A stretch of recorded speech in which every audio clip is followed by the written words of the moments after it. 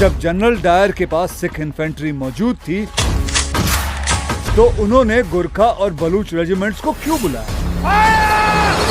क्या इसलिए कि उन्हें पता था कि सरदार रेजिमेंट अपने लोगों पे गोलियां नहीं चलाएंगे? ओ शेरा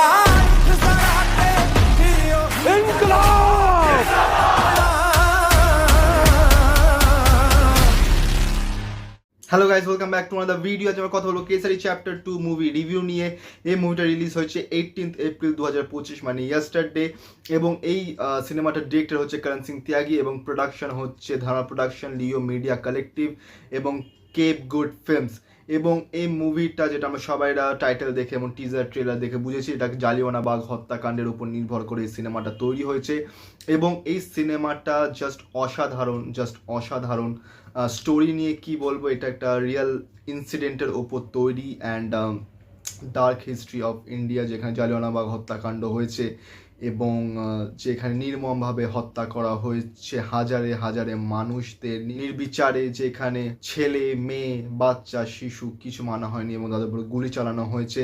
এই সিনেমাটাতে দেখানো হয় প্রথমেই যে জালিয়ানওয়ালাবাগ হত্যাকাণ্ড যেটা হয়েছিল তার কিছু দৃশ্য দেখানো হয়, যেখানে তৎকালীন ব্রিটিশ মিলিটারি জেনারেল ডায়ার সে এসে সে একটা মিথ্যা অ্যানাউন্সমেন্ট করায় এবং সেখানে জালিয়ানওয়ালাবাগে অনেক মানুষ সেখানে হাজারে হাজারে একত্রিত হয় এবং জালিয়ানওয়ালাবাগ সেই জায়গায় সব কটা যে গেট ছিল সেগুলোকে বন্ধ করে দেওয়া হয় এবং একটা সিঙ্গেল গেট খোলা রাখা হয়, যেখান থেকে মিলিটারি জেনারেল আসেন এবং তার সঙ্গে তার আদার্স ফোর্সকে নিয়ে আসে এবং তার অর্ডারে তারা গুলি চালায় এবং এত রাউন্ড গুলি চালায় যে সেখানে কয়েক হাজার লোক মারা যায়।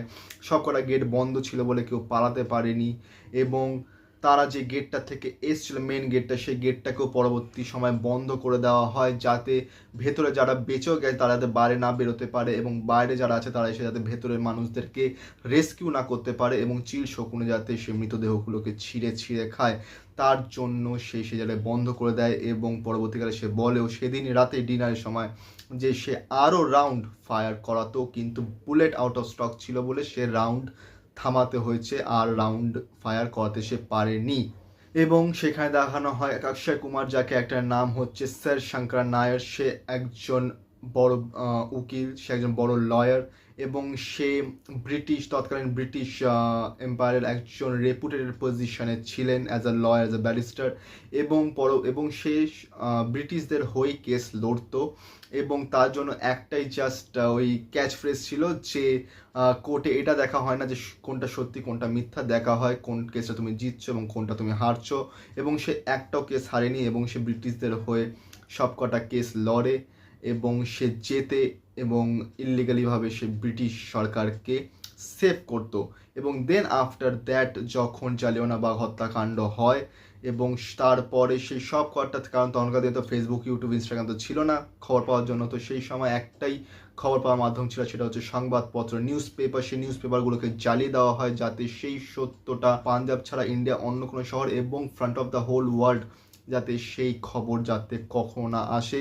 কিন্তু অনন্যা পান্ডে সেখানে গিয়ে অক্ষয় কুমারকে বলে যে আপনি এরা লড়তে পারবেন, কারণ আপনার জন্য প্রাণ গেছে মানুষের, এবং যারা ব্রিটিশরা যেটা করছে সেটা তো ভুল, এবং তার থেকেও বেশি ভুল যদি কোনো ইন্ডিয়ান সেটাতে সাথ দেয়, জেনেও যে ব্রিটিশরা ভুল করছে, তাহলে সে ইন্ডিয়ান আরও বেশি ভুল, আরও বেশি দোষী। এবং তারপরই অক্ষয় কুমার জালিয়ানওয়ালাবাগ হত্যাকাণ্ডের হয়ে লড়বে ব্রিটিশদের এগেনস্টে, ক্রাউনের এগেনস্টে, এবং সে সেখানে end of the day proof করবে যে এটা হত্যা করা হয়েছে। কারণ আমরা ট্রেলার টিজারও দেখেছি যেখানে ব্রিটিশরা বলছে, যেখানে মিলিটারি জেনারেল ডায়ার সে বলছে যে তারা টেররিস্ট ছিল এবং তার জন্য ফর সেফটি তারা তাদের ওপর গুলি চালিয়েছে, তাদের কাছে ওয়েপেন্স ছিল, কিন্তু আসলে তাদের কাছে কোনো ওয়েপেন্স ছিল না, তারা কোনো টেররিস্ট ছিল না, এটা একটা মিথ্যা ফাঁসিয়ে তাদেরকে গুলি করে মারা হয়েছে এবং সেটা একটা ওই শাক দিয়ে মাছ ঢাকার মতন একটা তারা গল্প বানিয়েছিল।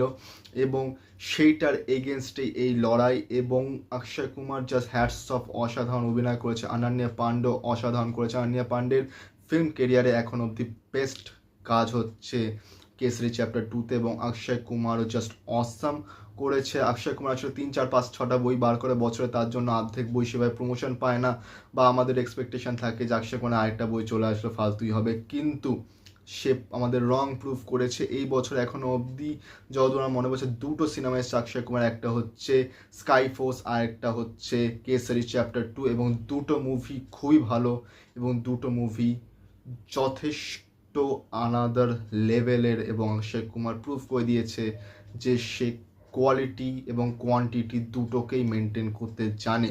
এবং কেসারি চ্যাপ্টার 2তে তার যে ক্যারেক্টার ছিল শঙ্কর নায়ার, সেই ক্যারেক্টারটাকে সত্যি জাস্টিফাই করেছে।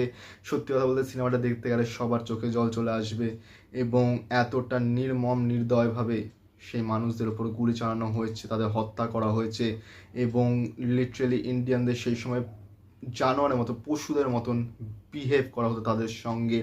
পশুদের সঙ্গে হয়তো মানুষ এরকম বিহেভ করে না যেমনভাবে ইন্ডিয়ানদের সঙ্গে সেই সময় বিহেভ করতো ব্রিটিশরা, কারণ তাদের মতে আমরা হচ্ছে স্লেভ সেই সময়। তো সেই সব জিনিসগুলোকে যখন সিনেমাতে দেখা হয় তো গা তো জ্বলেই, এবং কষ্ট লাগে সেই সময় মানুষরা কীভাবে সহ্য করেছে, এবং কতটা স্যাক্রিফাইস করতে হয়েছে আমাদের দেশের স্বাধীনতার জন্য, কতটা ফাইট করতে হয়েছে। আর এই মুভিটা আমি জাস্ট বলবো যে 5-এ 5 স্টার, তার থেকেও বেশি হলে দিয়ে দিতাম, কারণ এরকম মুভি যুগে একটা তৈরি হয়। যারা দেখোনি প্লিজ গিয়ে দেখো, এবং নিশ্চয়ই জানিও কমেন্টে তোমাদের কেমন লেগেছে। যদি তোমরা দেখে নাও তাহলে কমেন্ট করো, যদি না দেখো তাহলে দেখো গিয়ে, এরকম বই মিস করলে সত্যি অনেক বড় জিনিস মিস করবে। সো আজকে রিয়াকশান এতটাই অবধি। ইয়াস্টারডে আমি রিয়াকশান করছি রেট্রোর অফিসিয়াল ট্রেলারের উপর, সেটার লিঙ্ক তোমরা এই ভিডিও ডেসক্রিপশনে পেয়ে যাবে। সেই ভিডিওটাকে দেখো, এবং এই ভিডিওটাকে লাইক করো, কমেন্ট করো, শেয়ার করো, চ্যানেলটিকে সাবস্ক্রাইব করো, বেল আইকন অন করো যাতে নতুন ভিডিও নোটিফিকেশন তোমরা সবার আগে পেয়ে যাও। তো দেখা হচ্ছে পরের ভিডিওতে। Thank you so much.